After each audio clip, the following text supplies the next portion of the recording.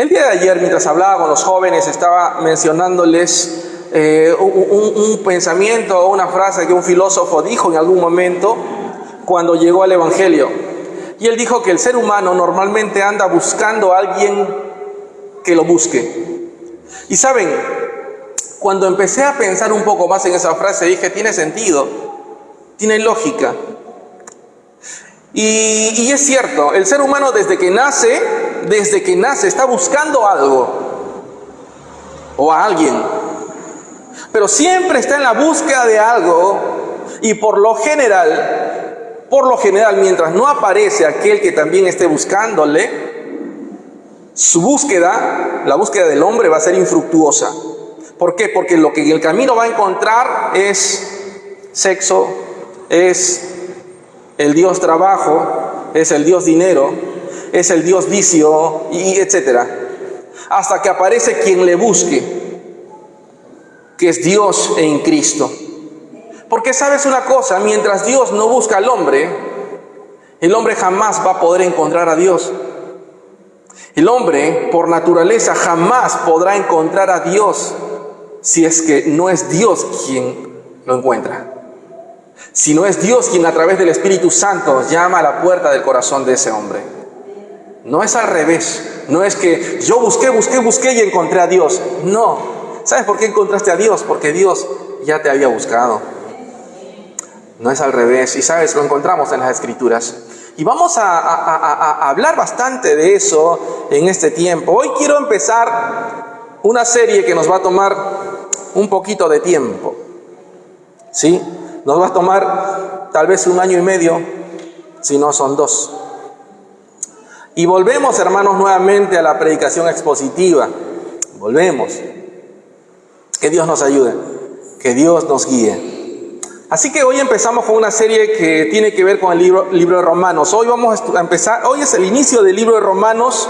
Que Dios nos ayude. Si podemos anotar, si podemos apuntar, excelente. Verdad, en mi mochila. ¿Dónde está mi mochila negra? A ver, ¿quiénes están de anfitriones hoy día? Los que están de mi hermana, Liz y mi hermano Víctor. Por favor, mi mochila negra. Busquen allí. En mi mochila negra hay un cierre pequeño. Hay unas hojitas. Sí, en un cierre pequeño hay unas hojitas. En formato A5 creo, la mochila negra, que no es la mochila de la cámara. Renzo, ayúdale por favor, que no es la mochila de la cámara, sino la mochila que yo uso, una mochila que me gusta mucho. Fue una bendición que recibí en mi cumpleaños. Ya, en un cierre pequeño vas a encontrar, exacto, ayúdenme los anfitriones y repartan a mis hermanos, sí, uno a cada uno. Ok, este es y será como para que ustedes puedan guiarse el bosquejo o el esquema del día de hoy. Y ya ustedes le irán añadiendo, si gustan, lo que hoy vamos a aprender juntos. ¿Bien? Hoy entonces empezamos con Romanos capítulo 1. No vamos a trazar todo el capítulo en realidad, sino el primer versículo. Y de ese hoy quiero que hablemos. Que Dios nos guíe el día de hoy y empezaré hablando sobre el currículum de un buen cristiano. ¿Sí? De un cristiano genuino, de un cristiano de verdad. ¿Ok? El CV, la hoja de vida, el currículum de un cristiano de verdad. Ahora bien, ¿por qué estoy empezando hoy con Romanos? ¿Por qué en mi corazón ha estado en este tiempo mientras meditaba las Escrituras y oraba pidiendo a Dios que empezamos a hablar en la iglesia? ¿Por qué lo estaba haciendo? Porque considero que es muy importante. La epístola del apóstol Pablo a los romanos es posiblemente el libro por excelencia de toda la Biblia cuando se trata de descubrir el evangelio en su expresión más clara y profunda del alma. Esto es lo que es el libro de Romanos. Por eso es que no es de extrañar que en los pasillos de la iglesia cristiana estén sembrados festivos, alegres y profundos y poderosos testimonios del glorioso mensaje de la gracia que magnifica esta epístola, esta carta. ¿Quieren ver algunos ejemplos? Pues lo voy a hacer ahora. Y quiero, antes de entrar ya al verso 1 del capítulo 1 de Romanos, mencionar algunos de estos ejemplos. Si alguna vez has estado en San Agustín, Florida, yo no he estado, tal vez tú sí, pero todo gracias a la virtualidad, incluso ahora hasta en 3D lo puedes ver, ¿no? E ingresas, y gracias a ello. Yo no he estado allí, pero probablemente conozcas por historia al nombre de ese personaje, porque gracias a ese personaje esa ciudad tiene su nombre. Corría más o menos el año 386 después de Cristo, cuando Aurelio, no está mi hermano Aurelio acá, Aurelio Agustín enseñaba retórica en una escuela del norte de Italia. Este hombre era muy versado, muy preparado. Sin embargo, según el propio testimonio de este hombre, de Aurelio Agustín, él llevaba una vida libertina, una vida de orgías sexuales, de borracheras. El hombre era pervertido prácticamente. Pero ¿saben una cosa? Benditas sean esas madres. Él tenía una madre que se llamó Mónica. Y esa madre incesantemente oraba por Aurelio Agustín. El hombre estaba perdido absolutamente. Sin embargo, Mónica, su madre, oraba y oraba y oraba por él. Un día, Aurelio Agustín estaba muy abatido, afligido, y mientras estaba sentado afuera, como no sé cuántos de ustedes han crecido, yo he crecido en Chimbote, no nací en Chimbote, pero he crecido en Chimbote, y Chimbote me hace recordar algunos lugares de la Esperanza, por ejemplo, en los cuales pasaba lo siguiente. Después de almorzar,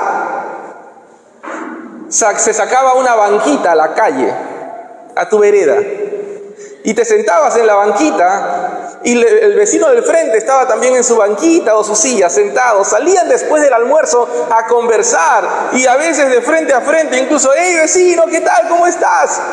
Oigan, cuánto eso me ha gustado. Mucha nostalgia tengo respecto a eso. Eso no pasa en la urbe, no sucede, ¿verdad? Es más, en la urbe nadie se conoce. Tú sales, no sabes quién es el que vive al lado. En cambio, en lugares así como estos, muy populares, qué bonito era, lindo, hermoso. ¿Saben qué? Mientras, no sé si recuerdas, mientras nosotros los padres estaban afuera conversando, los hijos estaban jugando con los hijos de los vecinos, y tú mirabas cómo tus hijos jugaban y todo eso. ¡Qué lindo! ¡Qué lindo! Hoy nuestros hijos juegan con los smartphones, ¿verdad? Le llaman aparatos inteligentes. Bueno, el tema es este. Aurelio Agustín estaba muy afligido, pero mientras estaba sentado afuera, se fijó de algo. Estaban unos niños jugando, y de pronto escuchó cantar a un niño una frase en latín que decía tolle lege, que significa toma y lee, toma y lee, toma y lee. Y esto se le grabó a él, así que él oyó esto y entró en casa, entró a la casa. ¿Saben? Lo que él hizo de inmediato fue agarrar una Biblia, y al azar Aurelio Agustín se encontró con Romanos capítulo 13, versos 13 y 14. Y cuando él abrió este pasaje, leyó lo siguiente. En Romanos 13, versos 13 y 14, decía lo siguiente: andemos decentemente como de día, no en orgías y borracheras, no en promiscuidad sexual y lujurias, no en pleitos y envidias. Antes bien, vístanse del Señor Jesucristo y no piensen en proveer para las lujurias de la carne. Este joven, Aurelio Agustín, que llevaba una vida pecaminosa, de repente su vida dio un vuelco ante la Escritura. Él en su testimonio manifiesta lo siguiente: no quise seguir leyendo, No tuve necesidad en ese momento. Él dice, al terminar esta frase, una luz clara inundó mi corazón y toda la oscuridad de la duda que había en mí se desvaneció. Y Aurelio Agustín terminó convirtiéndose en uno de los más grandes teólogos de la historia de la iglesia cristiana. Aurelio Agustín, más conocido como Agustín de Hipona, fue aquel gran vencedor de la doctrina herética de Pelayo. No voy a entrar a fondo en esto, pero la doctrina de Pelayo enseñaba que el hombre no nacía en pecado. Pelayo enseñaba que el hombre nacía bueno, limpio. Es cierto que Adán tuvo pecado porque pecó, pero no es que luego de él venían todos, contradiciendo lo que Romanos 12, 13, 14 dice, ¿verdad? Que a través de un hombre entró el pecado y por el pecado la muerte, por cuanto todos pecaron. El gran vencedor de esta doctrina herética, la de Pelayo, ¿quién fue el gran vencedor? Este teólogo, San Agustín de Hipona, quien se convirtió en el año 386 después de Cristo, ante el impacto de la palabra de Dios en el libro de Romanos. ¿Saben qué? 1200 años después, un monje agustino, profesor de teología en la Universidad de Wittenberg, Alemania, llamado Martín Lutero, él estaba en la búsqueda por descubrir a ese Dios justo. Sin embargo, la vida de él era abatida porque lo que él había encontrado en Martín Lutero, en Dios, en ese Dios justo, no era más que un justiciero implacable, airado todo el tiempo y en todo sentido, y que lo único que él buscaba era castigar y castigar. Él anhelaba entender lo que Romanos decía, pero siempre en ese tratar de entender lo que Romanos enseñaba, había una frase que a él le perturbaba mucho y precisamente era la justicia de Dios. No la entendía. ¿Por qué? Porque él la tomaba como aquel juez o verdugo implacable que siempre está castigando. Y es por eso que él en sus crónicas dice: por esto es que yo odiaba a Dios. Sí, Martín Lutero no amaba a un Dios justo, sino más bien lo odiaba. Lo odiaba. Murmuraba siempre en contra de él. Reflexioné día y noche, hasta que un día el Espíritu Santo me iluminó y vi la relación que había entre la justicia de Dios y la fe de Romanos 1:17, cuando dice: mas el justo por la fe vivirá. Por la fe vivirá. Entonces, ahora sí quiero citar esto literalmente.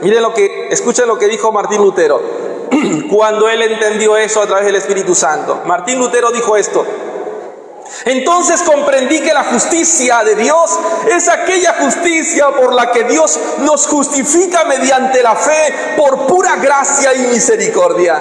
Entonces, dice él, sentí que había renacido y que había entrado en el paraíso por las puertas abiertas. Toda la escritura adquirió un nuevo significado, y mientras que la justicia de Dios me había llenado de odio en mi entendimiento, ahora se convirtió para mí en un amor inexpresablemente dulce. Este pasaje se convirtió para mí en una puerta al cielo. ¡Qué tremendo! Eso es lo que provoca, eso es lo que hace la Escritura cuando realmente penetra hasta lo más profundo del alma, hasta lo más profundo del corazón. Esto llevó a Martín Lutero. Era un sacerdote católico, lo recuerdan. Y esto llevó a Martín Lutero a comprender que no se llega al cielo a través de los sacramentos o comprando indulgencias a la Iglesia Católica. No. Él llegó a la firme convicción de que la salvación es por gracia mediante la fe. Y ya ustedes recordarán que esto dio pie a 95 declaraciones llamadas posteriormente las 95 tesis que él clavó alguna vez en el portón de la catedral de esta iglesia en Wittenberg. ¿Saben una cosa? Pienso que estos golpes de martillo son los mismos golpes que hicieron eco a través de la historia en todo el mundo. Fue el libro de Romanos, hermanos, lo que condujo a lo que hoy llamamos la Reforma Protestante. El libro de Romanos. ¿Cuántos acá tienen hijos que todavía no están en el camino del Señor? ¿Hay algunos aquí? Seguramente tienes algunos hijos que no están en el camino del Señor. Es probable. Y algunos de ellos incluso han conocido de parte de ti, papá o mamá, el Evangelio, ¿verdad? Yo quiero decirte algo, mamá, papá, sigue confiando en Dios. Sigue creyéndole a Dios. Hoy quiero hablarte de otro personaje. Por eso es que introduzco lo que acabo de decirte. 200 años más tarde, en la iglesia anglicana en Inglaterra, un joven miembro, escúchame bien, un joven miembro de la iglesia, que según él mismo admitió en su testimonio, no era cristiano en aquel momento. Sin embargo, fue enviado como misionero, como misionero de la misma iglesia, a servir como misionero a la colonia americana de Georgia. Oigan, no era cristiano. Participaba de la liturgia, conocía muchas cosas del Evangelio seguramente, pero no era cristiano. Como muchas personas en las iglesias el día de hoy también. Sí, pastor, mi hijo o mi hija han escuchado del Evangelio, pero no viven lo que la Biblia dice. Bueno, este era el caso de este hombre, de este muchacho. Él lo enviaron a una misión. Él fue como misionero a evangelizar a los indios paganos americanos, sin darse cuenta que él mismo era pagano.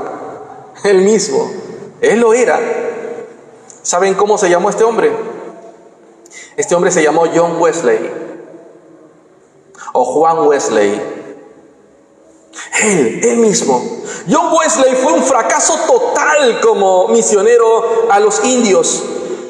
Así que no le quedó otra que volver de regreso a Londres. Pero sucedió algo. En su regreso en la embarcación a Londres, pasó algo y la embarcación empezó a ser sacudida. Y los que estaban allí, los tripulantes, entraron en temor, en miedo. ¿Saben lo que le pasó a John Wesley? Se llenó de temor. Y se llenó de temor, ¿saben por qué? Porque él sabía, ojo, estaba acá, no estaba acá, estaba acá. Él sabía que si moría, se iba ¿a dónde? ¿A dónde se iba? No tenga miedo, hermanos, de eso hablamos acá. ¿A dónde se iba? Al infierno. Porque el infierno es real. El infierno existe. Y él tuvo miedo de ir al infierno. Así que no sabía qué hacer, lleno de temor, cuando de pronto él voltea y ve, hablaremos de la historia de ellos también en su momento, no ahora, ve a unos hermanos moravos, no morados, moravos, moravos tomados de la mano, sonriendo y cantando alabanzas. Él, John Wesley, miró la expresión del rostro de estos hermanos que estaban posiblemente a punto de morir, pero reían cantando alabanzas. Y él estaba totalmente asustado, atemorizado. Y se dijo a sí mismo: yo no tengo lo que ellos tienen. No tengo lo que ellos tienen. Esa noche, en la embarcación, alguien leyó el libro de Romanos. Alguien leyó esto, y el 24 de mayo de 1738, Juan Wesley escribió esto. Escuchen. A eso de las 9 menos cuarto, mientras leía el cambio que Dios obra en el corazón mediante la fe en Cristo, sentí que mi corazón se calentaba extrañamente. Sentí que confiaba en Cristo y solo en Cristo para mi salvación. Ese día, el Señor llegó a Juan Wesley. Ese día el Señor atrapó a John Wesley. John Wesley fue el fundador de la iglesia metodista y hay miles, millones de cristianos que han sido llevados a Cristo gracias a la influencia de Juan Wesley. Millones en el mundo entero. Agustín de Hipona, Martín Lutero, Juan Wesley no solo tuvieron experiencias que cambiaron sus vidas a partir del libro de Romanos, sino que a su vez, hermanos, cambiaron también la historia. Gracias a lo que Dios hizo en hombres como estos, es que también usted y yo estamos aquí. Gracias a Dios. Y estoy orando y he estado orando para que este estudio del libro de Romanos realmente no solo cambie nuestra vida, sino también afecte la cultura en la cual nosotros estamos viviendo. Que pase eso. Y que Jesucristo afecte el entorno donde nos encontramos. Como dije la semana pasada, este mundo está al revés. Este mundo está totalmente cumpliendo lo que la Escritura dice cuando manifiesta que a lo bueno le llaman malo y a lo malo le llaman bueno. Hoy quiero iniciar este mensaje con Romanos capítulo 1, verso 1. Y en nuestras Biblias dice así: Pablo, siervo de Cristo Jesús, llamado a ser apóstol, apartado para el Evangelio de Dios. Hoy quiero hablarles del currículum de un cristiano, de la hoja de vida de un cristiano. ¿Qué es una hoja de vida? ¿Qué es un currículum? ¿Qué es? Una hoja de vida es una manifestación o una declaración de lo que tú has hecho, ¿ok? De quién eres, de lo que has logrado y de lo que esperas hacer. Eso es a grandes rasgos. Nos encontramos nosotros en las noticias, por ejemplo, que nuestros queridos, por los que tenemos que seguir orando, aunque tu carne y la mía deseen lo contrario, nuestros queridos políticos falsean sus hojas de vida, ¿verdad? Falsean sus currículums, ponen cosas que no hicieron jamás, que en honor a la verdad están en contra de Dios. Hay cosas que no son ciertas. Pero una hoja de vida es una declaración de lo que tú eres, de lo que tú has logrado y de lo que vas a hacer. Ni más ni menos. Ni más ni menos. Hermanos, esto es lo que vamos a ver en Romanos. Este libro realmente ha cambiado la historia. Este libro ha cambiado la vida de millones de personas. ¿Cómo es el currículum de un buen cristiano? ¿Cómo es la hoja de vida de un verdadero cristiano? Lo vemos aquí en Romanos 1:1. Pablo, siervo de Cristo Jesús, llamado a ser apóstol, apartado para el Evangelio de Dios. Para mí, esa es la hoja de vida de un cristiano. Para mí, esa es la CV de un cristiano. Para mí, ese es el currículum de un buen cristiano. Empiezo preguntando el día de hoy: ¿cuál es tu currículum espiritual? ¿Lo tienes? ¿Qué hay en tu currículum espiritual? ¿Qué hay en tu hoja de vida espiritual? ¿Hay cosas en tu hoja de vida espiritual que no son ciertas? ¿Qué es lo que hay allí? Hoy quiero hablar de 3 puntos que tienen ustedes en su esquema, o 3 características de un cristiano verdadero. Sí, 3 características que vemos en este versículo, en el verso 1, el que estamos leyendo. En primer lugar, el verso leído nos señala una frase muy importante. ¿Cuál es? La frase que nos apunta es esta: cambiados por Jesús, la salvación. No hay forma alguna de que eso pase en nosotros si no es a través de la salvación. Un verdadero cristiano es alguien que ha sido cambiado por Jesús. Y esa es la imagen de la salvación, que ha sido transformado por Jesús. No hay nada en este mundo que pueda hacerlo, sino solo Cristo, sino solo Él a través de la Escritura. Lo entiendo, hermanos, desde la primera palabra que está en Romanos 1, verso 1. ¿Cuál es la primera palabra en Romanos 1:1? Pablo. Esa es la primera palabra. Pablo. No era el nombre que le dieron al nacer, ¿verdad? Cuando nació, ¿el qué nombre es el que usaba? Saulo. Saulo. Ya posteriormente ustedes ven cuando el Señor lo llama, Él usa el nombre de Pablo. De Pablo. Él había experimentado un cambio marcado en su vida gracias al encuentro al que Jesús salió respecto a él. Creo que incluso los nombres que él tiene significan algo. Por ejemplo, Saulo significa ambicioso, agresivo. Eso significa Saulo, hermanos. Era un buscavidas, agresivo, ambicioso. El nombre de Pablo, en griego Paulos, en cambio significa pequeño. Pequeño. Pablo significa eso, hermanos, pequeño. ¿Que lo llaman un titán de la fe? Sí. ¿Que lo llaman un gigante de la fe? Sí. Pero su nombre significaba lo que también se dice de él. ¿Te has preguntado alguna vez cómo era él físicamente? Esto es lo que también hoy quería mostrar en las diapositivas. Bueno, veré cómo se sube después. ¿Saben? Si bien es cierto, no disponemos ni siquiera de una descripción escrita, tal cual, de testigos oculares sobre Jesucristo, el Hijo de Dios.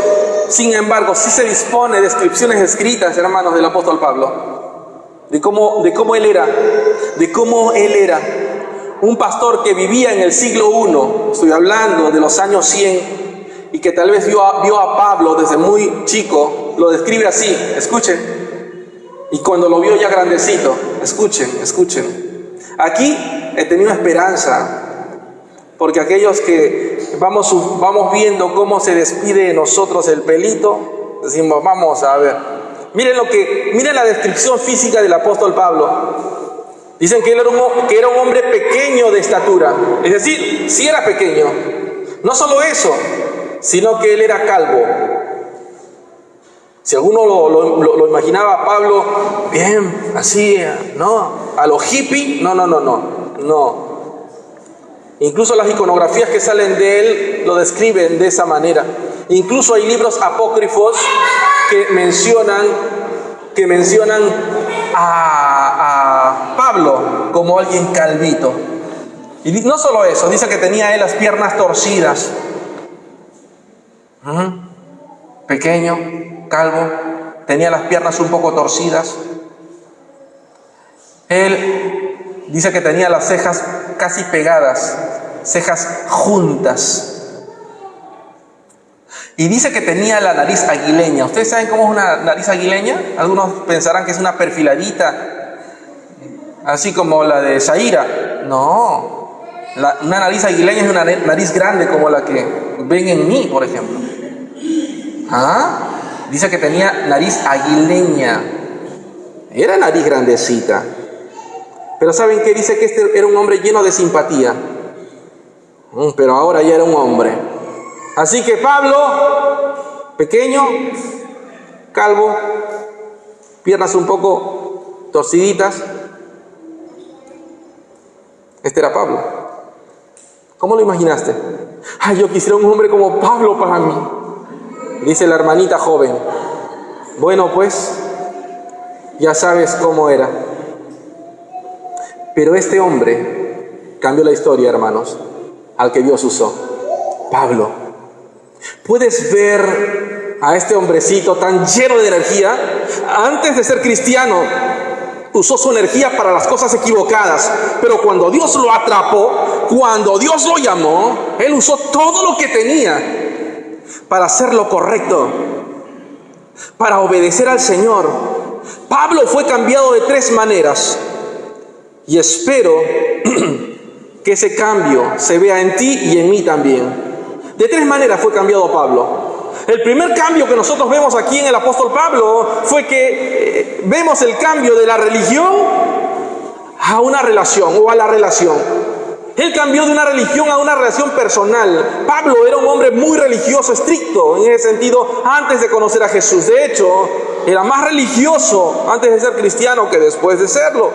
Eso era él. Ojo. Y no me refiero al término religión que se usa en Santiago 1:27, en el cual se menciona lo siguiente, que la religión pura y sin mancha delante de Dios nuestro Padre es esta: atender a los huérfanos y a las viudas en sus aflicciones y conservarse limpios de la corrupción del mundo. No me refiero a ello. Cuando digo que Pablo era religioso antes de mantener o hablar de relación, cuando hablo de religión, me refiero a algún movimiento o tipo de movimiento o algún tipo de ritual que uno ejecuta para tratar de complacer a Dios, para tratar de alcanzar la gracia de Dios. Esto voy a hacer para que Dios se alegre conmigo. ¿Cuántos de ustedes han escuchado entonces, en función de eso, que la religión mata? Hermanos, Trujillo no necesita más religión. El Perú no necesita más religión. Lo que Trujillo necesita realmente es tener una relación con Jesucristo, el Dios vivo a través de la palabra. Trujillo necesita conocer a Jesucristo. Tú necesitas conocer a Jesucristo. Él vive, Él reina, Él gobierna, Él manda, Él es el Señor. Si nosotros pretendemos conocer a Jesucristo a través de formas, a través de obras, a través de acciones, entonces no conoceremos a Jesús. Es imposible que eso suceda. Necesitamos entender eso. Si quieren saber lo que es religión, vayan ustedes y vean en internet lo que pasa con los de Irlanda del Norte y cómo se pelean ellos, católicos y protestantes, a morir en Irlanda del Norte. ¿Por qué? Porque uno piensa que su religión es la correcta y no se perdonan nada. Vayan ustedes y vean a los bosnios y serbios cómo también pelean en ese sentido por causa de la religión. Cuando vayas al cielo o te presentes delante del Señor, ten cuidado si llegas allá creyendo que por una religión vas a entrar. Yo soy religioso, Señor. Y el Señor te sorprenda cuando te diga: yo no te conozco, apártate de mí. Porque la religión, hermanos, es decir, el medio o las acciones para tratar de alcanzar a Dios, jamás han llevado a alguien al cielo. Nunca. Y nunca lo harán. El problema de algunas personas, incluso algunas iglesias, es que todavía están en el ritual de la actuación en lugar de la relación. En el ritual de cuanto más yo haga, más voy a agradar al Señor. Cuanto más entregue, cuanto más vaya a la iglesia, más voy a agradar al Señor. No se trata de eso. A veces miramos, hermanos, que algunos pueden ser más ritualistas, o iglesias pueden ser más ritualistas que la nuestra, y nos burlamos de ellos. Y decimos: mira, ¿cómo son ellos? No, al menos nosotros no venimos con falda. Ellos creen que porque van con falda van a ir al cielo. Y bueno, nosotros sabemos que no es ni la falda ni el pantalón, ¿no? Pero ellos tienen ese ritual y nosotros no tenemos ese ritual, pero podemos estar usando otros. Podemos estar usando otros. ¿O no? ¿Por qué venimos nosotros temprano a la iglesia? Porque si venimos temprano nos ganamos el favor de Dios. ¿Sí? ¿Será así? Tú vienes temprano a la iglesia porque si vienes temprano te ganas puntos bonus con el Señor. Metro. ¿Crees que es así? No es así. No es así. Nosotros venimos temprano a la iglesia del Señor porque necesitamos del Señor.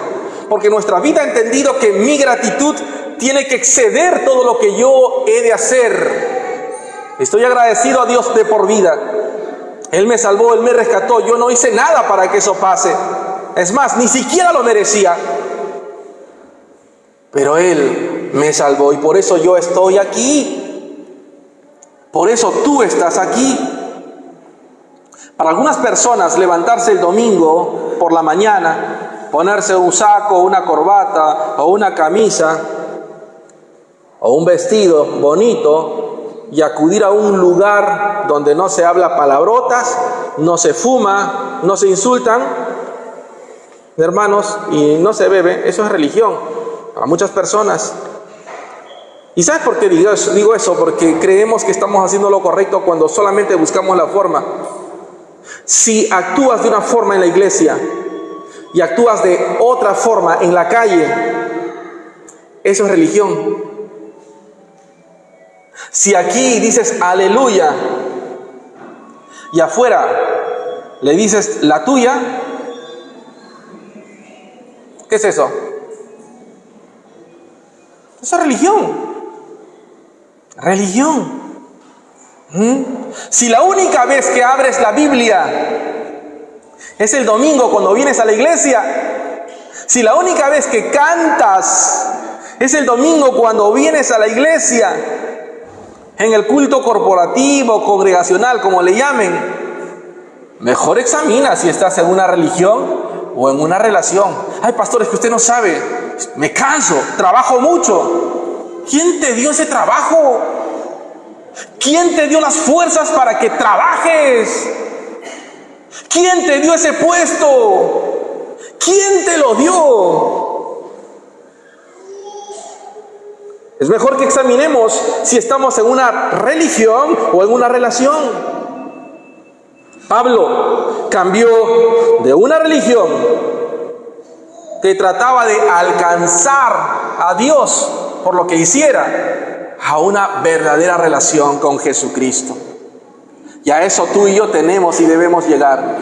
Pero no solo cambió de una religión a una relación, sino que también cambió de la culpa a la gracia. Eso sucedió. Pablo intentaba cumplir la ley. Haz esto, no hagas aquello.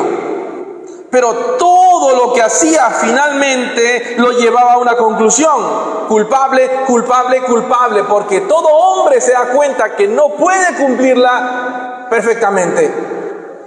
Nadie. Más tarde, ustedes lo leen en las Escrituras, Pablo va a decir: las cosas que quiero hacer simplemente no las hago. Las mismas cosas que no quiero hacer son las que me encuentro haciendo. Miserable de mí. El apóstol Pablo estaba bajo una carga de culpa, pero un día descubrió la gracia. Un día la descubrió. Eso pasó. Descubrió que lo que haces o dejas de hacer nunca te hace más o menos aceptable para Dios. Nunca. Descubrió que la salvación es un don gratuito, que tú no te la puedes ganar, que ningún ser humano se la puede ganar. Nadie. Pablo va a decir en Romanos capítulo 6, verso 23, que la paga del pecado es muerte, mas el regalo, el don, la dádiva de Dios es vida eterna en Cristo Jesús, Señor nuestro.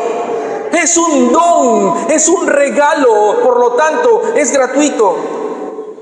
Lo triste, hermanos, es que todavía el día de hoy hay cristianos que tratan o siguen tratando de obedecer la ley. Y no me refiero a la ley del Antiguo Testamento, porque en ella caminamos también, en ella nos movemos también. Pero no me refiero a la ley del Antiguo Testamento cuando digo que hay gente en las iglesias que siguen tratando de obedecer la ley.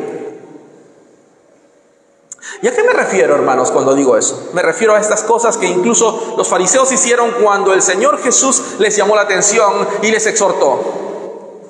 ¿Recuerdan ustedes los ancianos de la ley, los fariseos también? Los fariseos no hablaban de la ley, sino de las tradiciones que ellos ya habían impuesto. Por eso que Jesús, en el Sermón del Monte, capítulo 5 de Mateo, va a decir lo siguiente. Él no va a decir, ¿recuerdan qué dijo? ¿Oísteis que fue dicho? Él dice, oísteis que fue dicho. Él no dijo en ningún momento, escucharon lo que está escrito, pero yo os digo. No. Jesús no vino a abolir la ley. No lo hizo. Él vino a cumplirla y la cumplió perfectamente. Pero ¿qué dijo él? Oísteis que fue dicho. Y cada vez que decía oísteis que fue dicho, estaba yendo en contra de las tradiciones orales que los fariseos, que los ancianos de la ley habían impuesto, que no estaban en la ley escrita, hermanos. No estaban como tal. Lo que vinieron los ancianos a hacer es establecer y poner carga que nadie podía cumplir. ¿Saben una cosa? Eso es lo que pasa también en la iglesia de estos tiempos.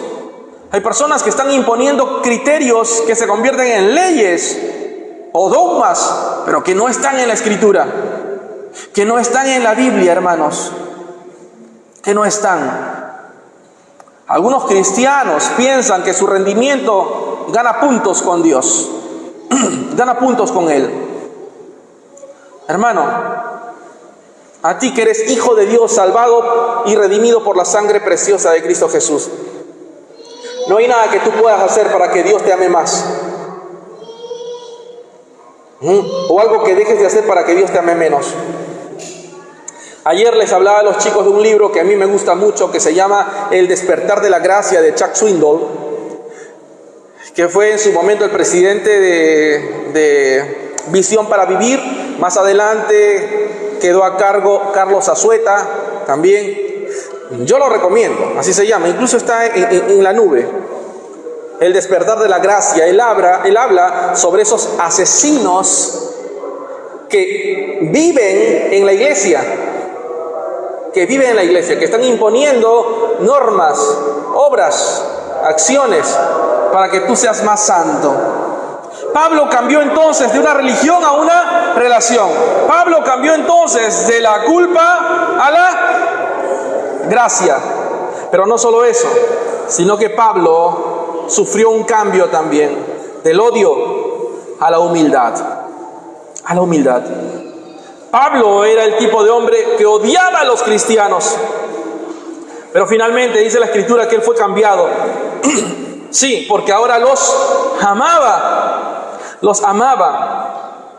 Cuando usted toma un momento y lee Hechos capítulo 6, también capítulo 7, se va a encontrar con una historia real muy interesante, ¿no? Hechos capítulos 6 y 7, no tenemos tiempo para leer todo esto, pero estos capítulos nos hablan de un personaje importante llamado Esteban. Y se habla sobre la audacia de este hombre cuando tuvo que enfrentarse o hablar ante el Sanedrín y señalar con el dedo a los fariseos que ellos habían asesinado a Jesucristo. Cuando les dice directamente, ustedes lo asesinaron, pero tranquilos, no se preocupen. Él dijo que resucitaría y ahora Él está vivo. Ellos no pudieron soportar escuchar eso.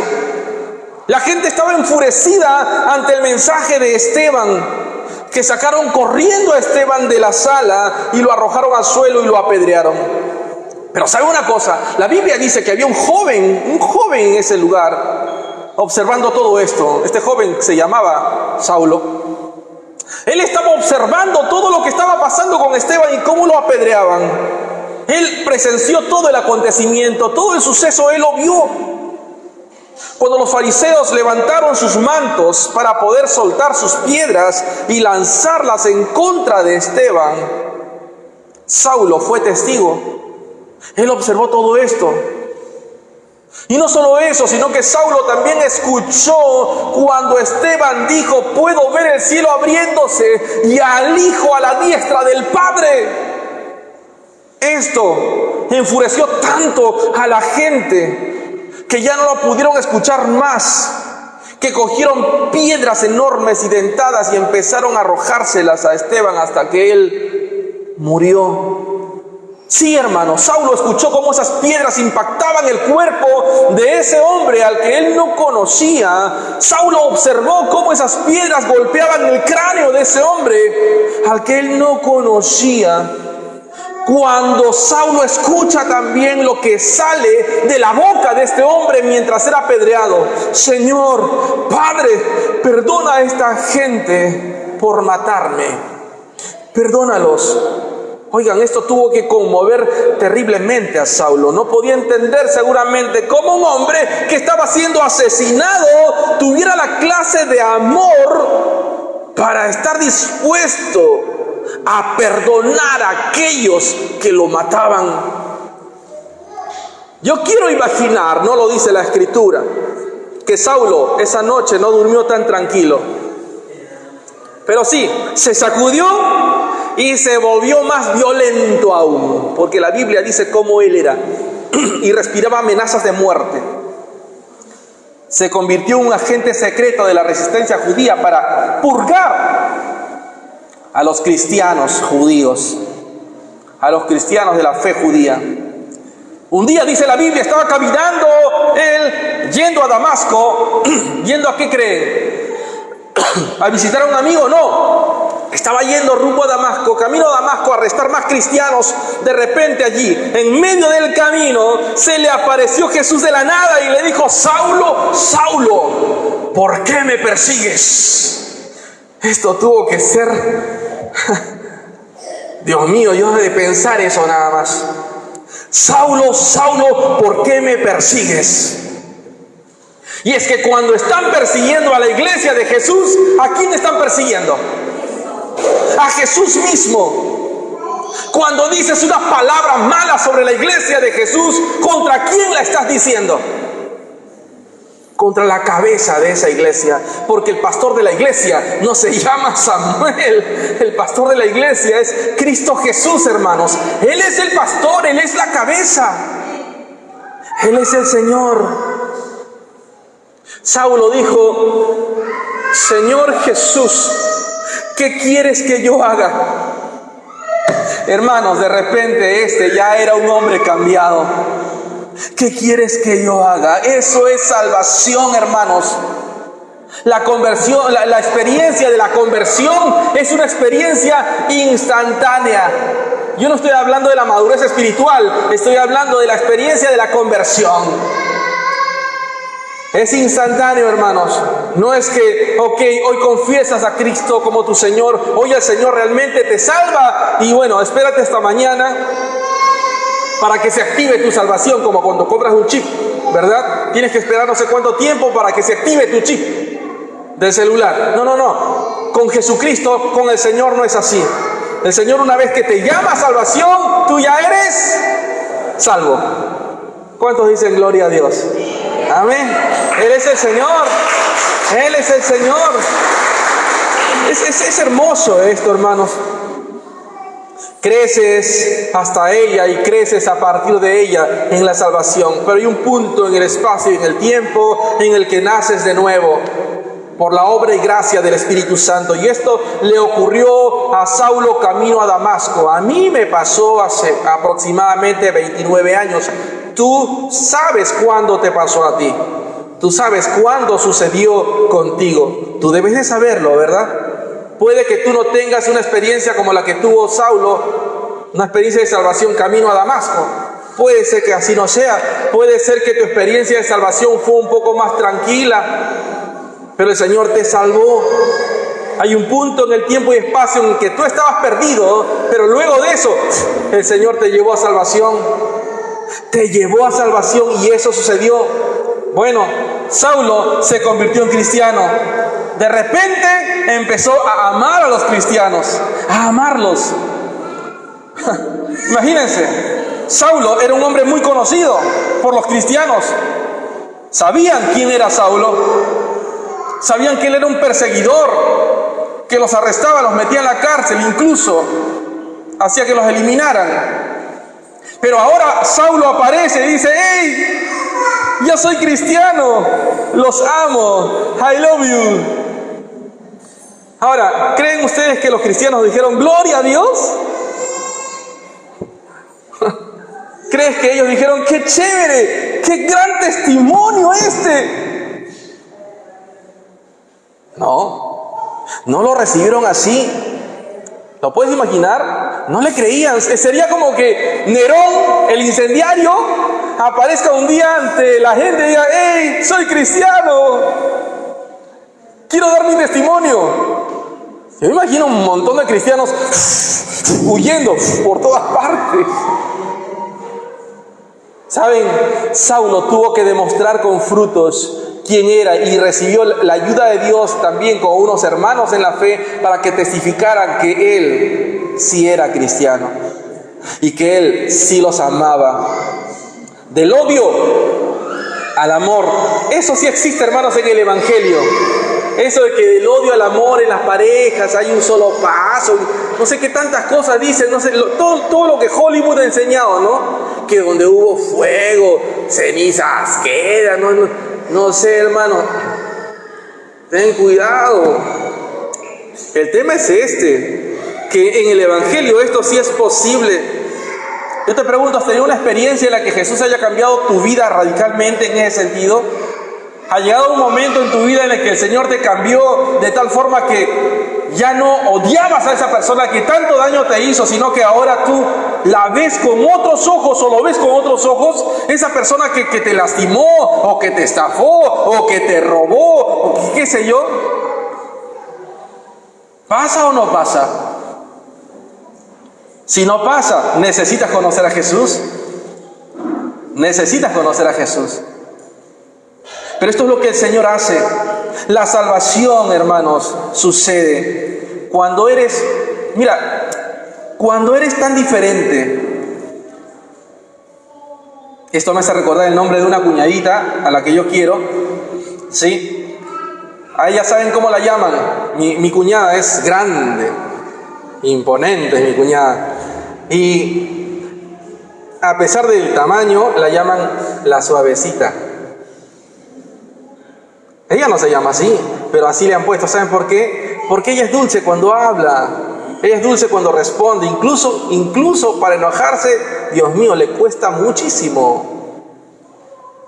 Te pregunto, cuando la gente ve tu hoja de vida espiritual, ¿hasta el nombre te cambia? ¿Ah? ¿Sucede o no sucede? Esto es importante. La salvación. Un verdadero cristiano no solo es cambiado por Jesús para salvación, ojo, no solo es cambiado por Jesús, sino que también algo pasa. Y aquí voy a necesitar la ayuda de algunos hombres. Ya estoy mirando a quienes voy a llamar en este momento. Y normalmente, y les voy diciendo, voy a llamar a los hombres que no me están mirando, porque van a pasar, los voy a llamar. Aquellos hombres que no me están mirando, los voy a llamar. En principio, entonces, aquellos que son cambiados por el Señor para salvación. Esta es una característica así, real, de un verdadero cristiano. Tiene que haber sido cambiado por el Señor. Pero no solo eso, sino que también es alguien que ha sido encadenado, hermanos. Encadenado a Jesús. Y eso se llama sumisión, eso se llama rendición. Encadenado. Miren, la segunda palabra del verso 1, no se asusten, no vayan a pensar que el siguiente mensaje va a ser así palabrita por palabrita, ¿ya? Pero la segunda palabra de este verso, ¿cuál es? Capítulo 1, siervo, hermanos, porque la palabra siervo significa esclavo. Ahora Pablo era un esclavo de Jesús. Eso es lo que era. Mira lo que dice 2 Corintios capítulo 2 verso 14. El apóstol Pablo va a decir lo siguiente: pero gracias sean dadas a Dios que siempre nos lleva en procesión triunfal. Escuchen bien lo que dice: que siempre nos conduce en procesión triunfal en Cristo, y por medio de nosotros difunde por todas partes. Luego que explique esto va a tener sentido. Difunde por todas partes, ¿qué dice ahí? La fragancia del conocimiento de Él. ¿A qué se refiere cuando menciona fragancia del conocimiento de Él? Cuando habla de Él se refiere a Cristo. Pero esta fragancia, ¿a qué se refiere? Bueno, Pablo aquí dice: soy tan esclavo de Jesús que esta es mi posición. Esta es mi posición delante de Él. Soy esclavo de Cristo. Permítanme entonces tomar esta palabra que acabo de hablarles, hermanos, en ese sentido. Miren, en el Imperio Romano, los generales romanos, cuando iban a la batalla o cuando tenían que lidiar una batalla, y que por lo general venían victoriosos, venían en victoria, la mayoría de las veces así era, ¿saben qué sucedía? Había un desfile. Este desfile se llamaba el desfile de la victoria. El desfile de la victoria. Pero algo sucedía. Cuando este general estaba ya llegando a la ciudad de Roma, él enviaba a un corredor un día antes a la ciudad. Así que este corredor llegaba a la ciudad cansado, ustedes comprenderán, muy agitado, y él decía: mañana viene el general, mañana hemos ganado la batalla, así que mañana se hace el desfile de la victoria. Mañana. Si tú no entiendes que tienes que haber sido conquistado por Jesús, entonces no vas a conocer a Jesús jamás. Ahora, te preguntas cómo se enteraba la ciudad. ¿Cómo se enteraba la ciudad de este desfile? El desfile de la victoria. No tenían televisión, no había internet, no había los salones de belleza en Nueva York, ¿no? O también en Chimbote, donde yo vivía, los salones de belleza, las peluquerías, donde la gente se conocía y se contaban los últimos secretos o los últimos chismes de la semana, y te enterabas de todo cuando ibas a una peluquería. No sé cómo es en los salones de belleza, si eso pasa hoy con las mujeres, no lo sé. Pero había de esas cosas, no había nada de eso. Entonces, ¿cómo hacían para correr la voz? ¿Cómo hacían para que se corra la voz? ¿Saben qué? Ellos tenían un particular, ojo, aroma para el incienso que usaban en la mañana en la que iban a tener ese desfile. Ojo, no solo anunciaban que iba a haber un desfile al día siguiente, sino que ese día ellos esparcían el aroma, esparcían la fragancia de este incienso. Entonces, a la mañana siguiente, la gente, sin salir de la casa, empezaba a oler determinada fragancia que era particular y muy conocida. ¡Ajá! Hemos ganado. Hemos tenido la victoria. Hoy, hijo, hija, esposo, hoy se celebra un desfile, el desfile de la victoria. Así que sabían ellos que tenían que salir a la calle, y así lo hacían. Por eso es que la palabra de Dios, cuando Pablo habla, menciona esta fragancia. Porque esta fragancia, ¿qué señalaba? Esta fragancia señalaba la victoria de este general romano. Esta fragancia que se esparcía por toda la zona donde iba a ser el desfile, anunciaba que el general romano había ganado, había derrotado al enemigo. Esto era real. Entonces, bueno, pues aquí viene el desfile. Y a la cabeza estaba el general romano ganador. Ahora sí, hombres, 3 nada más, a 3, ¿ya? Ya. Mi amigo David es el primero. ¿Quién más? A ver.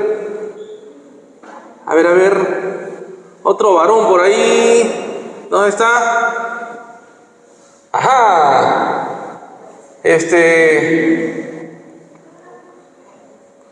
Carlos también. Carlos Vázquez. Ya, y el tercero, a ver. Ahí está. Ajá. Rally, ya está. En mi mochila. Michael, ayúdeles por favor. Te presento el de polo azul, es el general romano, ya. Y los dos han sido los oficiales enemigos que han sido arrestados. En la parte de atrás, al general, ahí le pones la soga que va a estar jalando a los oficiales que han sido conquistados. David, anda para allá, por favor, que te van a conquistar. Bueno, entonces, yo no sé si está teniendo sentido lo que les estoy diciendo ahora ya, cuando Pablo habla en Corintios capítulo 2, verso 14, cuando claramente menciona en este pasaje: gracias sean dadas a Dios que siempre nos conduce en una procesión triunfal en Cristo, un desfile triunfal en Cristo. ¿Y qué más dice el verso? El general se amarra acá y atrás siguen el general se amarra acá, el general, y atrás los conquistados, amarrados ahí. Ok, ¿y qué más dice el verso? Y por medio de nosotros difunde por todas partes, ojo, ¿quién siempre nos conduce en procesión triunfal? Dios. ¿En quién? En Cristo, en este desfile. Ajá. Y no solo eso, sino que dice el pasaje, y por todas partes difunde la fragancia, el aroma del conocimiento ¿de quién? De Cristo, de Él, el que ganó, el general. Amén. Entonces, en ese sentido, hermanos, ¿qué es lo que pasa? ¿Quién iba a la cabeza? Iba a la cabeza del general. Bueno, no tenemos los caballos, no tuve tiempo para eso. Pero ¿sabe una cosa? El general iba sobre el caballo y el caballo jalaba una especie de carruaje, y sobre este carruaje estaban amarrados a cadenas los oficiales que habían sido derrotados. Y así pasaban. Pasa el general, amarrados están los oficiales conquistados.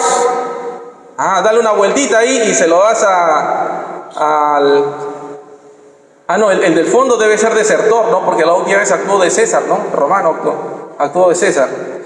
Bueno, ya entonces el general pasa y se da por aquí una vuelta, así. Y los demás hacen lo que el general hace. Así es. Entonces, a su carro iban encadenados los oficiales del ejército vencido. Estaban encadenados al carro del vencedor. Ahora, quédense ahí donde están. Él es el general. Ellos son los oficiales que han sido vencidos. Ahora, ¿cuál es la figura aquí?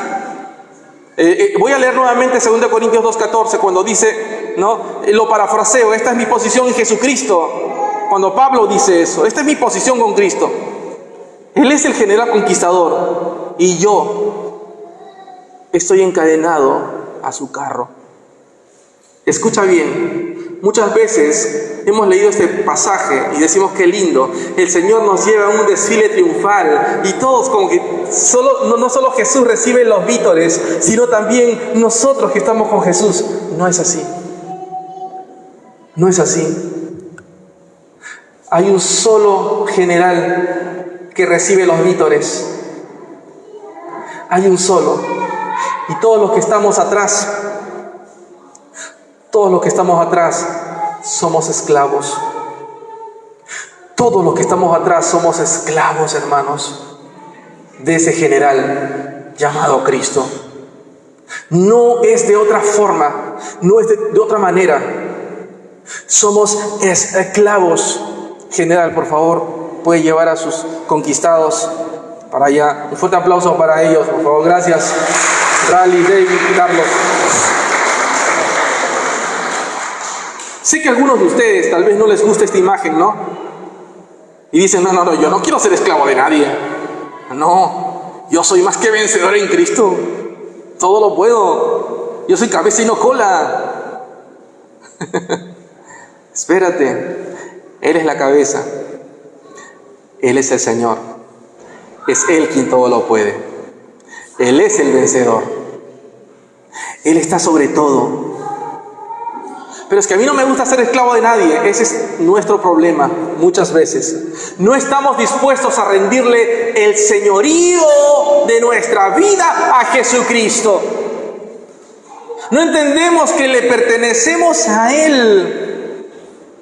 El verso que hemos leído hoy en 2 Corintios 2:14, oigan, significa solo eso, que tú has sido conquistado por Jesús, y así como el general romano conquistó a estos oficiales y los derrotó y se convirtieron en sus esclavos, así pasa con el Señor. Tal vez tú dices ahora, pero yo no tuve jamás una pelea con Él, nunca tuve una bronca con Él, ¿cómo podría ser conquistado por Él? Escúchame bien, hermano, amigo. Tu voluntad y la voluntad de Cristo se oponen. La voluntad del hombre siempre se opone a la voluntad de Cristo. y están en una constante pugna o pelea. Mientras tú digas, yo voy a hacer lo que quiero hacer, mientras tú digas, yo voy a vivir a mi manera, entonces eso significa que no has sido conquistado por Jesús.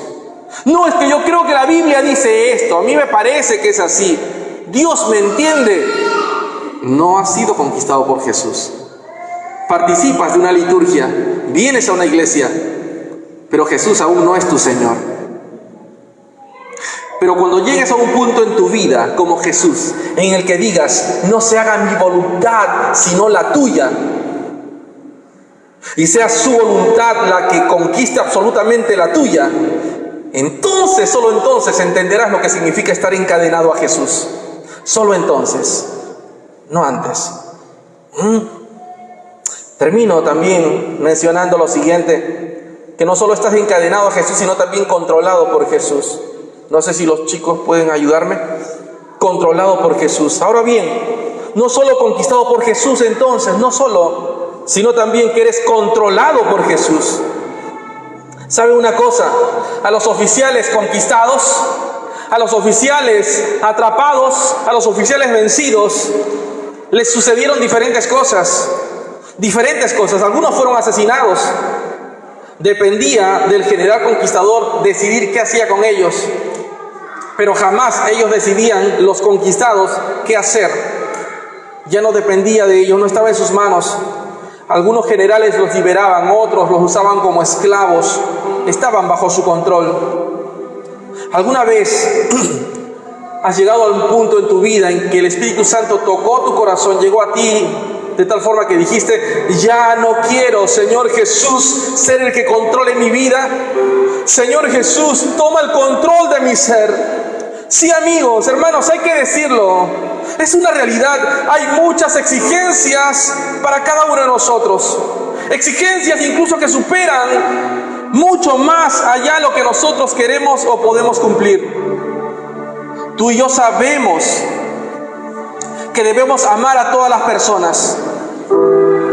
Pero digamos que te enfrentas a alguien que te maltrata. Digamos que te enfrentas a alguien despreciable y que te trata terriblemente.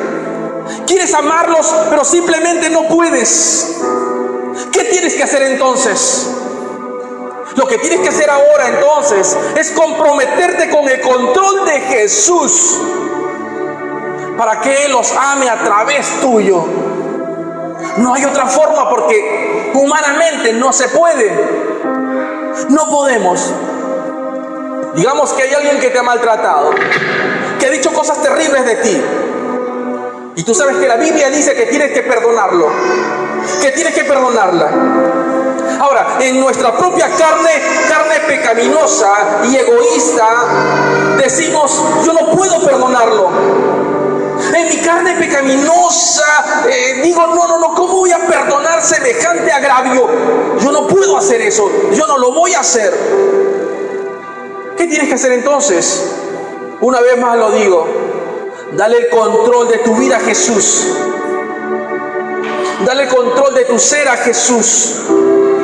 Es asombroso lo que puede pasar cuando el ser humano pone su vida en el control del Señor, en el control de nuestro Dios. Es asombroso lo que puede pasar. La primera parte siempre es la salvación. El Señor nos ha cambiado. Pero ¿saben qué cosa? No solo nos ha cambiado, no solo nos ha llamado a rendición y somos esclavos suyos, sino que también el Señor te ha llamado a su servicio. Te ha llamado para ser y para hacer.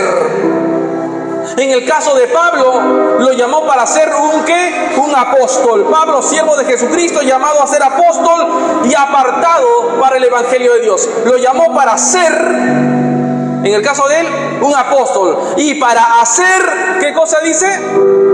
Compartir el Evangelio de Dios. Un cristiano real, genuino, es llamado para estas dos cosas, para ser y hacer. Cuando somos llamados, el Señor te designa, te llama, te convoca. El Señor lo hace. Pero no solo te llama para hacer algo cuando te conviertes en cristiano. Para Pablo, ser apóstol. Para nosotros, también llegaremos a ese punto. Para nosotros, algo diferente que a él, ¿no? Porque con Pablo termina el tema del fundamento apostólico, hermanos. Y esto lo vamos a estudiar. Hoy por hoy, pulula en la iglesia cristiana todavía el apostolado como tal. Pero esto ya no va más de acuerdo a la Escritura. Apóstolos en el sentido de enviado para una misión, sí. Como misionero, sí. Pero nunca más, después de los 12 apóstoles, se ha levantado en la historia de la iglesia primitiva, jamás uno solo, hermanos, al que la iglesia, al que el Señor lo haya nombrado como tal. No existe. Porque nadie pone un fundamento sobre otro que ya está puesto. Nadie, hermanos. Dios te puede estar llamando y nos llama a todos de manera general a ser su discípulo. Pero también puede estar llamándote para ser un misionero, un pastor, un evangelista, un maestro. Claro que sí. Puede estar llamándote para eso. Pero en medida general, a todos nos ha llamado a ser discípulos de Cristo. El Señor nos ha llamado a hacer eso. Pero no solo ser, sino dice la Biblia que Él fue apartado para hacer algo. Y en eso, Él y nosotros estamos en la misma situación. Es decir, compartir las buenas nuevas del Evangelio. Es lo que nos toca a usted y a mí hacer. La pregunta es, ¿estamos haciéndolo? ¿Estamos compartiendo el Evangelio a otras personas? ¿Estamos hablando de las buenas nuevas a otras personas? Hermano, buenas nuevas, el Evangelio no son malas noticias, son buenas noticias. Pero lo hemos dicho antes y siempre lo vamos a decir: para que las buenas noticias sean realmente buenas, se tienen que conocer las malas noticias, que realmente son malas también. La condición del hombre en absoluto pecado, en absoluta perdición, y que fuera del Señor está en plena condenación, está bajo la ira de Dios. Tal vez alguien acá pueda decir: pero este no es mi problema. No es mi problema. Y yo te diré: no digas eso. Nuestro problema es que Dios creó al mundo, y en el mundo el Señor puso a un hombre, y a ese hombre el Señor le dio una orden tal que si obedecía perpetuamente Él tendría vida, pero que si desobedecía Él iba a morir, y Él no cumplió. Y debido a su desobediencia, a través de este hombre el pecado entró, y a través de él la muerte. Y la muerte pasó a todos por cuanto todos pecaron. Y debido a esa naturaleza pecaminosa, los pecados proceden de ella. Y nuestro mundo está corrompido a causa de ese pecado. Está de cabeza y somos todos culpables ante un Dios que es justo, santo, que es puro. En la condición en la que el mundo se encuentra, yo no puedo hablarle del Evangelio antes que conozcan su condición delante de Dios, porque sabemos que Él es santo, que Él es justo. Anhelamos su justicia, pero el problema es que si pedimos a Dios su justicia, todos moriríamos. Todos estaríamos muertos. Así que Dios, en su bondad, en su misericordia, envió a Jesucristo, su único Hijo, que no fue concebido de forma común, sino que nació a través de una virgen. Sí, el nacimiento virginal es importante siempre considerarlo. Él no fue concebido de manera común. Él fue concebido sobrenaturalmente a través de una virgen. ¿Y por qué digo que es importante mencionar esto? Porque si no hubiera nacido de esa forma, Jesús habría nacido en pecado. Pero no nació en pecado. Y porque no nació en pecado, Él obedeció la ley perfectamente, de forma activa y de forma pasiva, de forma activa como Dios y de forma pasiva como hombre. Y luego Él en su obediencia, como dice la Biblia, al que no conoció pecado, Dios a su Hijo lo hizo pecado por causa nuestra. Eso hizo Dios todos nosotros. La Escritura dice: nos descarriamos como ovejas, nos apartamos cada cual por su camino, pero el Señor hizo que cayera sobre Él, sobre Cristo, la iniquidad de todos nosotros, sobre Cristo el pecado de la humanidad. Porque también Cristo murió una sola vez, el justo por los injustos. Y Dios le imputó a Cristo tu pecaminosidad y la mía, la pecaminosidad del mundo. El Señor se le imputó a Cristo. Cristo muere por causa de eso y resucita al tercer día. Pero no solo eso, sino que ahora hay otra imputación, y es que la justicia de Cristo se hace efectiva. Ahora a nosotros nos es imputada. La Biblia dice: a fin de que Dios sea justo y sea el que justifica al que tiene la fe en Cristo, para que entren todos los que vengan a Cristo, para que todos los que tengan fe en Cristo sean salvos, pero no solo salvos, sino santificados, porque Él es el primogénito entre muchos hermanos. Él es el Señor. Somos justificados y adoptados ahora en la familia de Dios. Somos una familia, somos santificados, y es por eso, hermanos, que en el tiempo hay un parecido familiar entre nosotros como iglesia. ¿Han visto cómo se parecen ellos? ¿Han visto cómo se aman ellos? ¿Han visto cómo caminan ellos? Hay un parecido. El Señor nos santifica y nos convoca a ser una familia. Somos más y más santificados a lo largo de nuestra vida, mediante el mismo evangelio que nos sana, mediante el mismo evangelio que nos salva. Ese evangelio que te salva es el evangelio que te santifica. Necesitamos el evangelio. Y lo que a mí me apasiona, hermanos, porque un día cuando todo esté dicho, un día cuando todo esté hecho, no solo seremos salvos del pecado, sino que también seremos salvos del poder del pecado. Un día seremos glorificados de la misma presencia del pecado que está en nuestro interior. Y nunca más tendremos esas luchas, hermanos. Ese es el evangelio que predicamos. Ese es el evangelio que necesitamos. Ese es el evangelio que nuestro Dios ofrece en Cristo. Ese es el evangelio que es más que suficiente. Tú y yo no necesitamos nada más.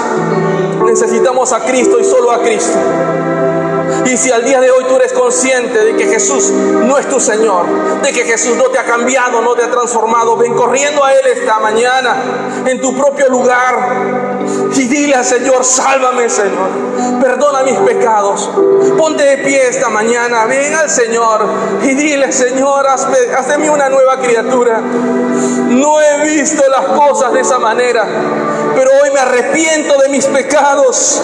Hoy me arrepiento de la forma en que he estado conduciéndome y viendo las cosas.